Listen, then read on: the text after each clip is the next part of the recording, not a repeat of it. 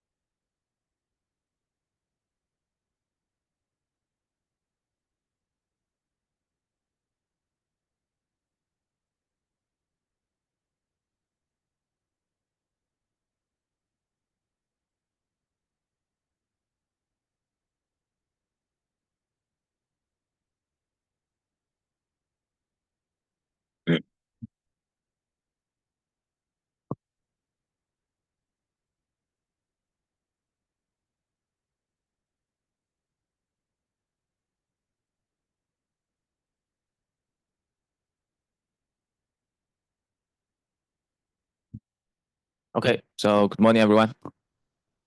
Today we are going to talk about k-means clustering. And please first download the file from OLE and upload it in the Colab.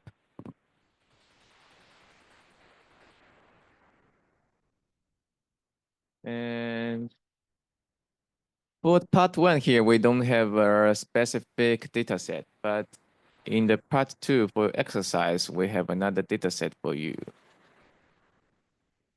The household power consumption. And this is also you can download in the OLE.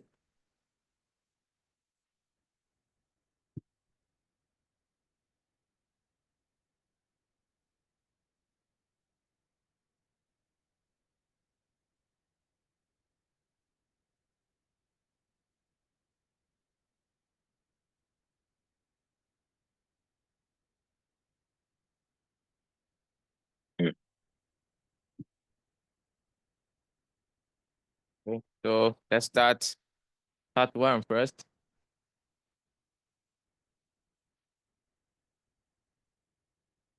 Okay. So for the k-means clustering, as I said, we are not going to use a specific data set. So firstly, we need to generate some data for doing clustering. And in this class, we are going to use these make blocks. Okay. And here are some arguments inside. The first one is about the number of samples that we are going to generate. Actually, we can first run this code first. Then we explain what happened.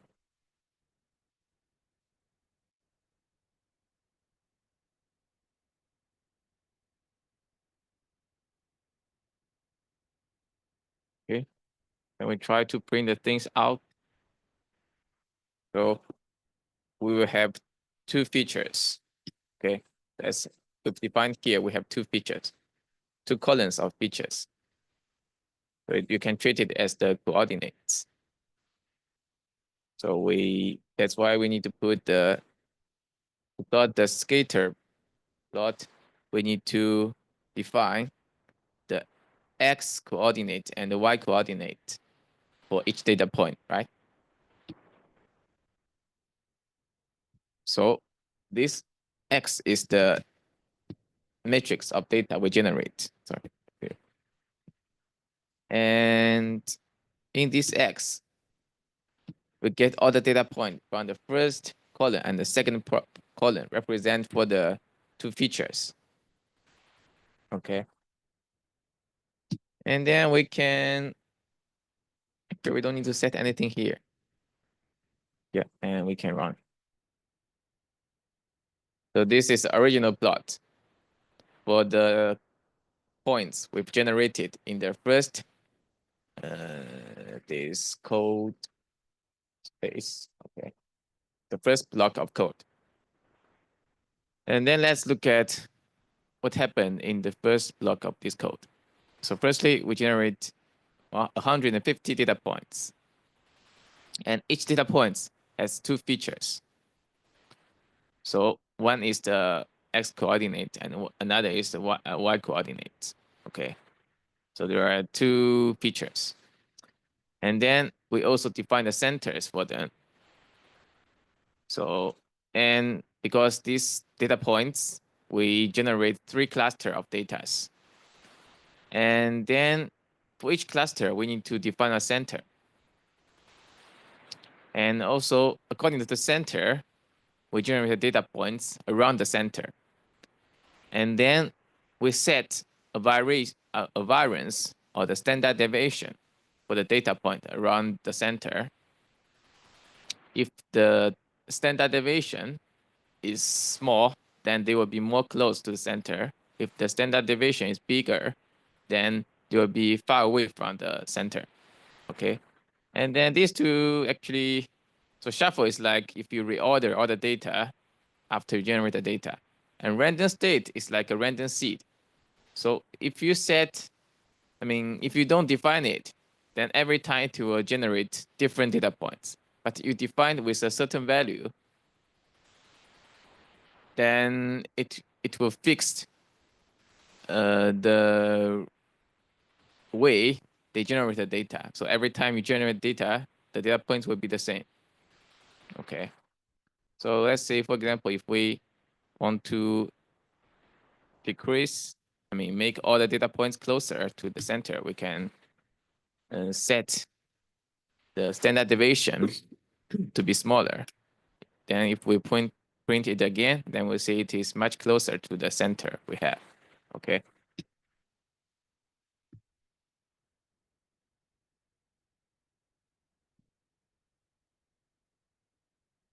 Okay.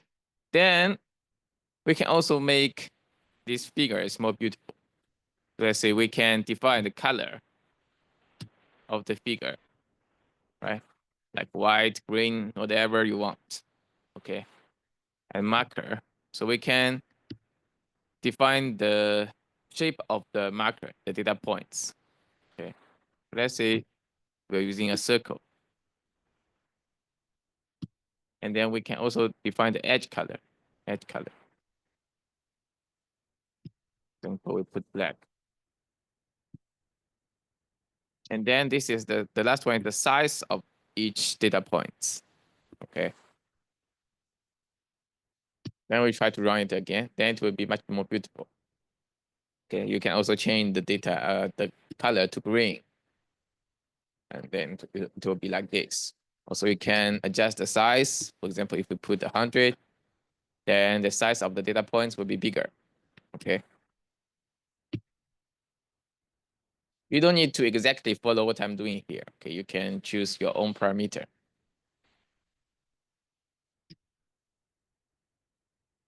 Okay. After that, according to the generated data, we want to do some clustering based on key means. Okay.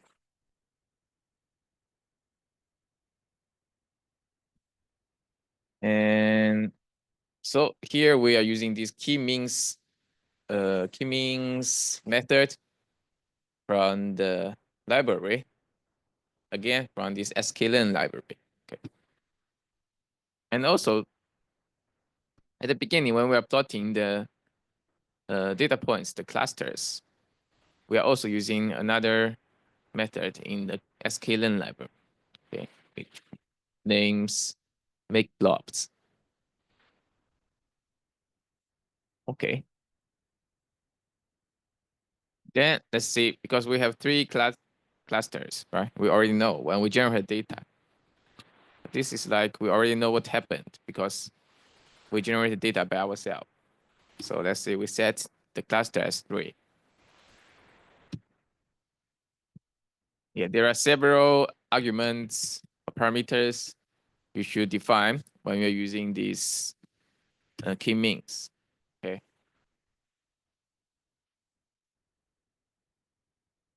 I think if you don't define it, they will have default value, but yeah, we can define here. So this is how we choose the centroid. Random. As we've discussed in the lecture, so usually we randomly choose the centroid. I mean, yeah. This is how we initialize the points of centroid at the beginning of the algorithm.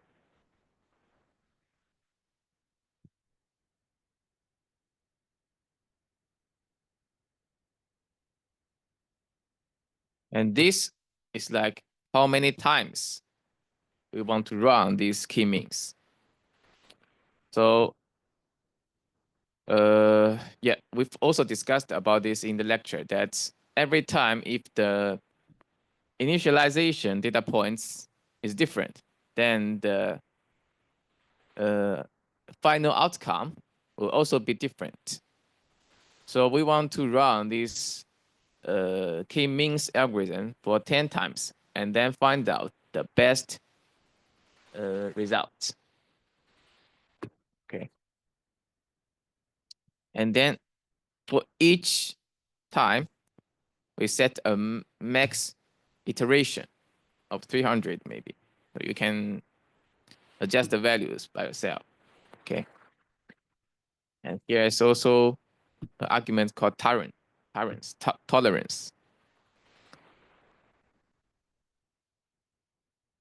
And put like this very small value. Okay. And we've talked about that usually how we define that the k-means algorithm converges. We check the centroid, the position of the centroid after every iteration. And if the position of the centroid doesn't change anymore, then we can say that the k-means algorithm converges. However, this is not usually the case. Sometimes it will take a long time to meet these demands, okay? And that's why we have another criterion of judging whether the algorithm has converged or not. So what we do here is that we set a tolerance, and then we calculate the squared sum, sum of squared errors of the cluster to the centroid. And if the error is very small, then we can say this k-means algorithm has been converged. Okay. And then we have a random state. This is similar. Okay. Then we just fit the k-means model to our data. Then we got the YKM. And the YKM represent for the class or the cluster each X belongs to. Okay. And for the convergency, I'm going to talk about again later when we're going to the convergency part. Okay. Okay. Then so here what we've done is that we've already feed the data to the k-means cluster. And then now we want to print it out of the result. So what we do here is, again, we're using the scatter plot, like here, what we do here, okay? But this time, we are using, we plot data in different colors according to their clusters. So in total, we have 3 clusters here. Let's plot it first, okay? So in total, we have 3 clusters here. And then we make different clusters in different colors to distinguish them, okay? And then we also print out the centroid of each cluster. And how we do this is that we, let me take the first one as example, okay? So because others are all the same in the same way. So here we need to define the x value and the y value, the x coordinate and the y coordinate for each data points. And let's see, for the cluster 1, it means all the data points that y key m is equal to cluster 1, right? And what is the value of y key m? So y key m will have values of, let me see here.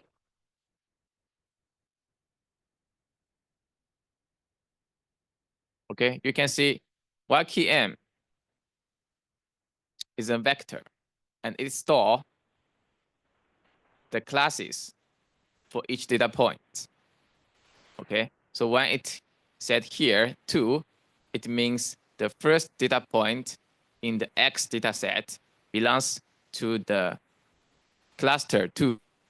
And in total, we have 3 clusters, cluster 0, cluster 1, and cluster 2. So here it means the first data point in X belongs to cluster 2. And the second data point in X belongs to cluster 1.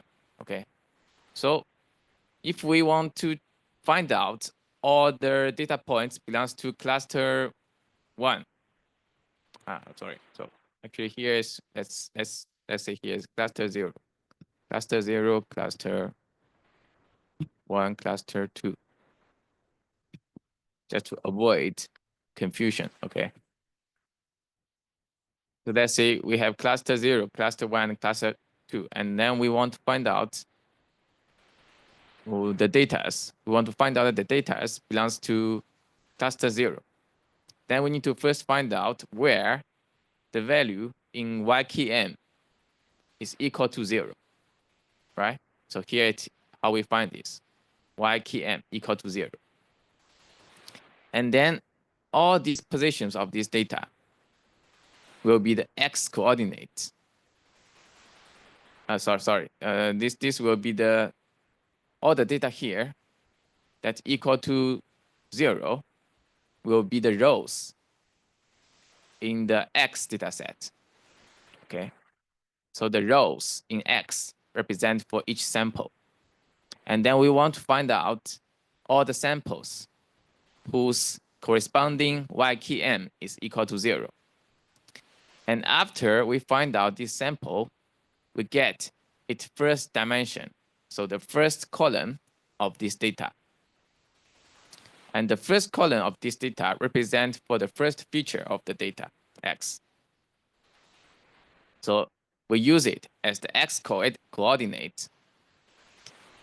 And then again, we find out all the data points or the samples in the rows that its corresponding y key m, its corresponding cluster is 0.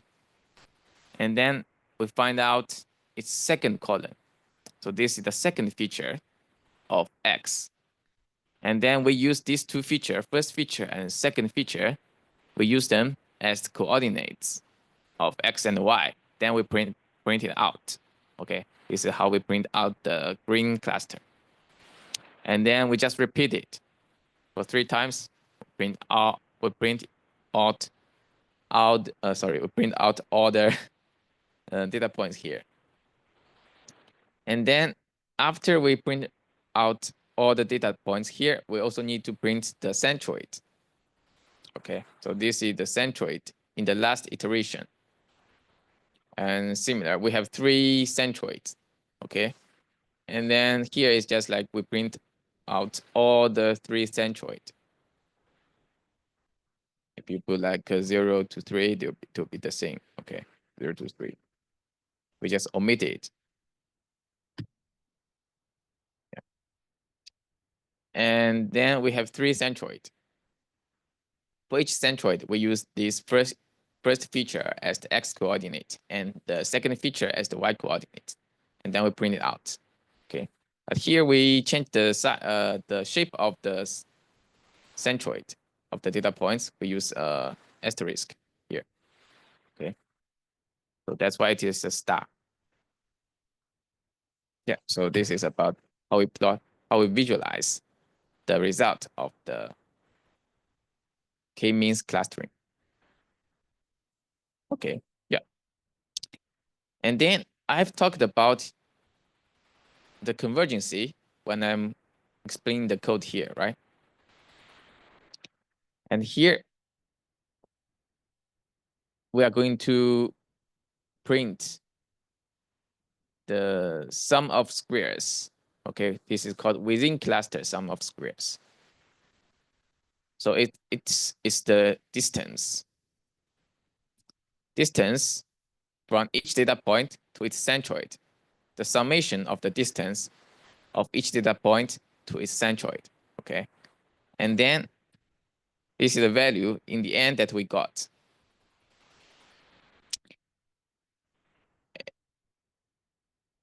Yeah, and then we can do do some iterations here to see how this value WCSS varies in each iteration. Okay. So yeah, this we've also talked about in the lecture, that we need to find out the Albert. Let me find the lecture.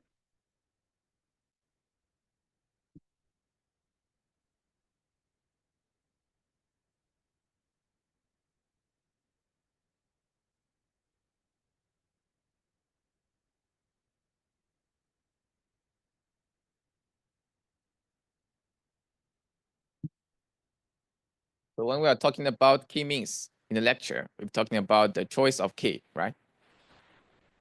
And then here is how we plot this curve. When the number of cluster varies. And then we need to find out the elbow of the curve to define the best value of the key. Best value of the key. So here is 3, okay? So we need to find out the elbow. Elbow means that before this data point, there's a rapid decrease in this WCSS. And after this data point, there's a very small decrease. So this means the elbow, okay? And WCSS means the sum of squares. Okay, so it's like the sum of the distance between each data point to each centroid, but within the cluster. And then when we define the tolerance here, this tolerance is also based on the change of this WCSS, okay? So when the WCSS has a very small change after each iteration, we can consider that this k-means algorithm has converged, okay? And this threshold you can set by yourself. Yeah. But the iteration here, when we are training the k-means, is different concept when we are choosing the key values, okay? Although they are using the same matrix, I mean, it's the same target function to evaluate, but they are different concept. This is to evaluate the convergency. This is to evaluate the convergency of the k-means algorithm, and this is the choice of different key values. Okay. So here it said, what is the optimal key value should you use for setting up the model? So it should be 3, okay? And intuitively, when you are generating the data, you've already set, here, when you generate the data, you've already set that the centers are 3. So after we run the k-means, we find the result. They are the same, right? Yeah, it's also 3. So that means k-means works very well in this case.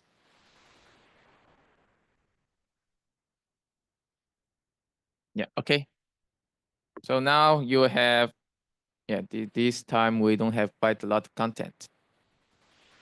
But we have more exercises than previous labs. So now you will have 20 minutes to finish the part 2 exercises. And if you have any problems, please let me know.